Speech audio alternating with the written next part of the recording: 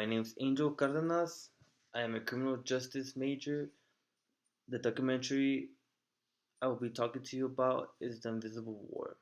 The Invisible War exposes the sexual epidemic of the armed forces of the United States of America. This documentary shows and reveals situations such as these don't just occur in foreign countries, but they occur right here in our home. Statistics show that 20% of female veterans have served and our armed forces have been raped. Women that serve for our country go to the armed forces expecting to become greater than they are, and they end up being assaulted by other men. These women are faced with physical, mental, and emotional trauma for the rest of their life. They can't function in everyday life because their fears after being sexually assaulted. They have trouble trusting other people, other men.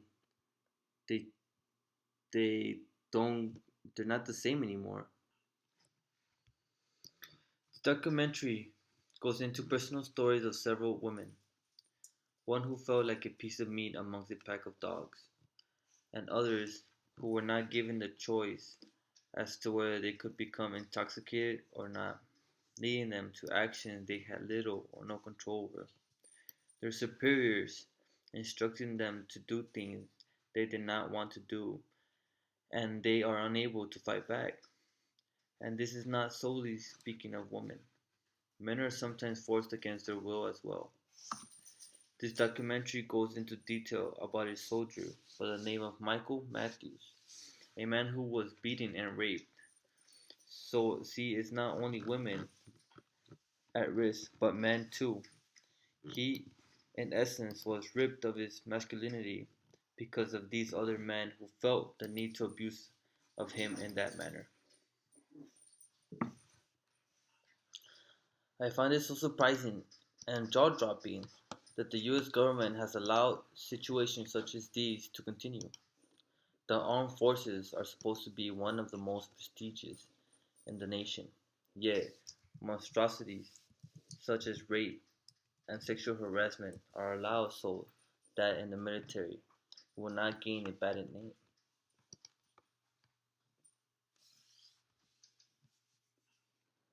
I had previously encountered stories of men always saying that women in the military is either a lesbian or easy, but I never understood this stereotype until now. No wonder women are always looked down upon in the military.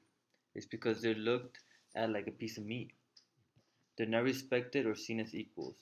They are treated as underdogs.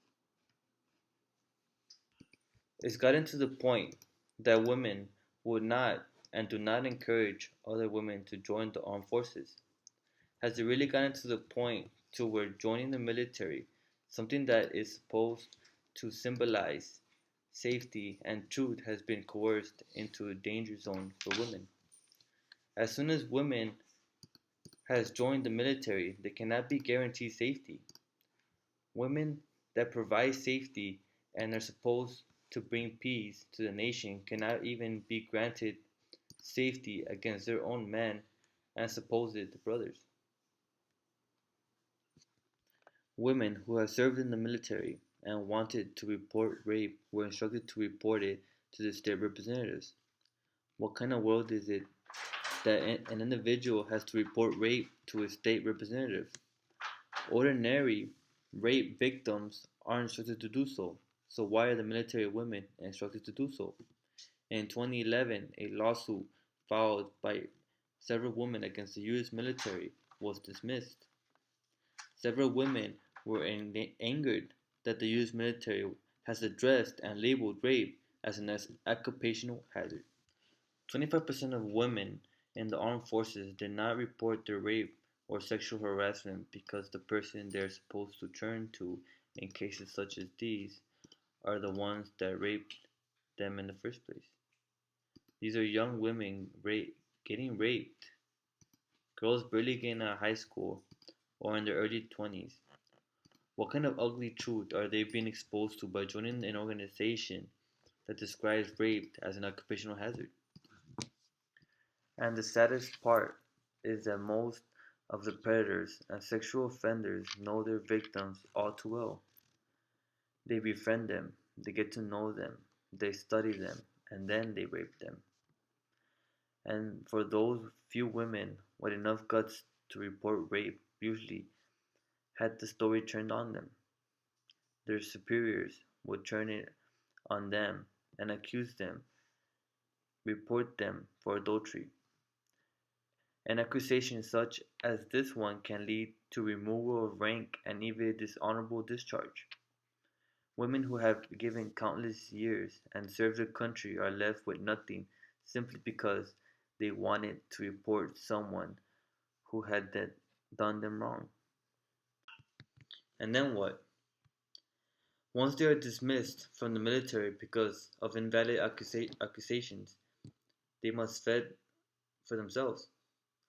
And all the benefits they earn serving their country are stripped from them. It's said that 40% of homeless veterans had, at one point in their career, been raped. One victim's story in particular caught my attention. Koi Shakwa. She was raped and beaten, fracturing her face. She left the military months before she finished serving her time, and she suffered from PTSD, post-traumatic stress disorder. After leaving the military because of rape, she was denied benefits to help her medical expenses due to her facial injury. The military denied her benefits that she had earned because she chose to speak up and claim she was raped. What fault did she have? Is it her fault she was raped? Did she choose to alter her life so dramatically? No. Then why would the military treat her with such little respect as to not even honor her medical expenses? I think this documentary is a true eye opener for any skeptics who might think situations such as these are taboo. It most definitely opened mine. It showed me the truth. The documentary exposes all of the dirty truths that the military tries to hide, and I find it very brave of these women to open up and tell their stories to the world. Because that's exactly what the world needs to hear, the truth. They need to know what is going on behind closed doors. I think we all do. The invisible war has been exposed. With this knowledge, I believe that it truly is our duty to keep it that way. Don't let this war go silent. For more information, go to notinvisible.org.